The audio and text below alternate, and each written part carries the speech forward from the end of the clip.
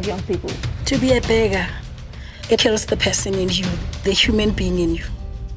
So that's how costly poverty is. When people have nothing, they get angry. And when they get angry, the leaders need to give them someone to aid so they do not aid the government. That someone is you. That someone is the Nigerian, the Zimbabwean, and the Malawian. This is the part of the story behind xenophobia in South Africa.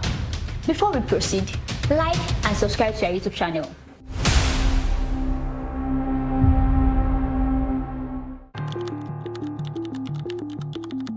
Xenophobia is more than just a feeling. It refers to prejudice, discrimination, or hostility toward people from other countries. The word comes from Greek, xenos meaning stranger or foreigner, and phobos, which means fear. In practice, xenophobia can lead to exclusion, violence, or economic discrimination against immigrants. We love our fellow brothers. We know their contribution in our struggle as South Africans. To understand some of today's tensions, we can look back to the 1884 Berlin Conference. During this meeting, European powers divided Africa into territories with little regard for existing ethnic, cultural, or economic connections.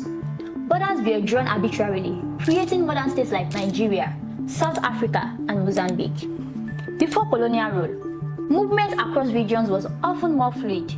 However, colonial borders formalized divisions that still shape national identities and migration policies today. But if it was my African brothers who were going to be called Kwerekweres because they don't have papers, self-hate.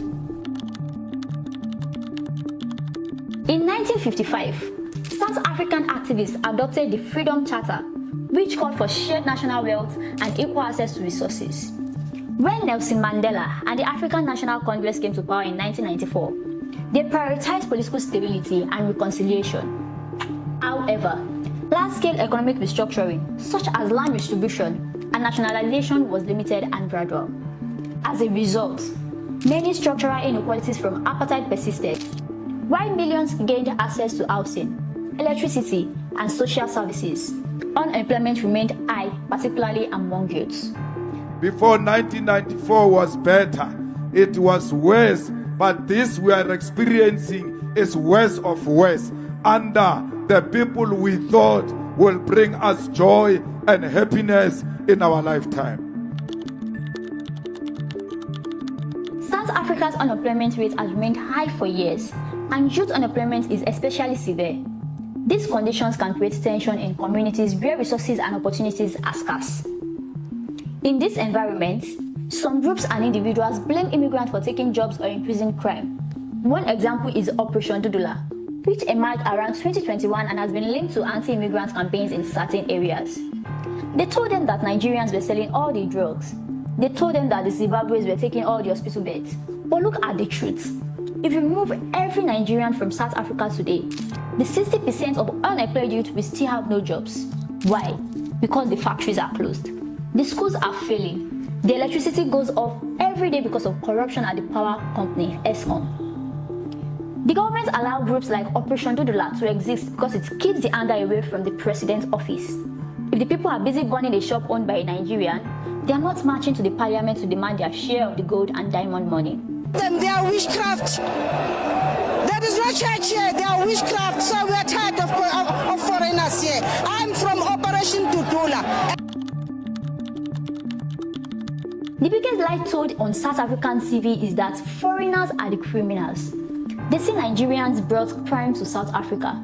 60% of you are here committing crimes. Let us look at the official government records for the Department of Correctional Services.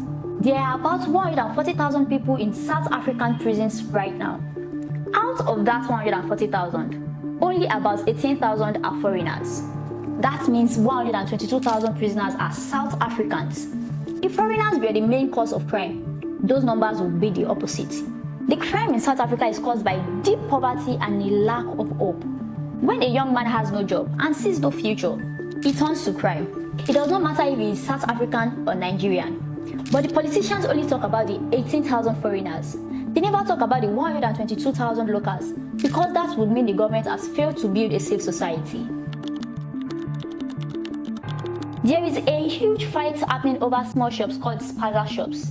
In many townships, people from Ethiopia, Somalia, and Pakistan run these shops.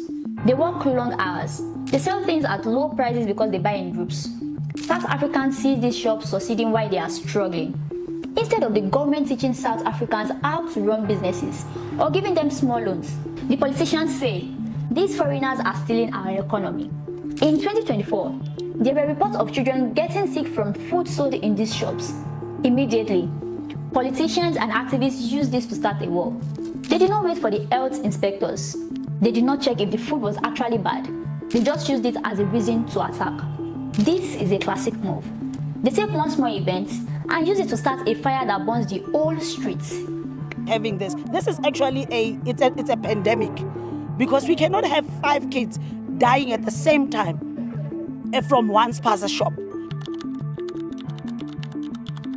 While the people are fighting over Spaza shops, the real threat is happening at the top. South Africa has lost billions of dollars to what they call state capture. This was a plan where a rich family called the Guptas worked with the former president, Jacob Zuma, to steal money from the government. They stole money meant for trains. They stole money meant for the police. They stole money meant for the poor. When the new president, Cyril Ramaphosa, took over, the stealing did not stop. It just changed. If the government took the billions of dollars stolen by politicians and used it to build factories, every person in the township would have a job. But they won't do that. It is cheaper to let the people fight each other. Xenophobia is the smoke they use to hide the theft. We are watching this from Nigeria and we are angry. We see our brothers being beaten. We see our shops being looted. But we must ask ourselves, why are Nigerians in South Africa?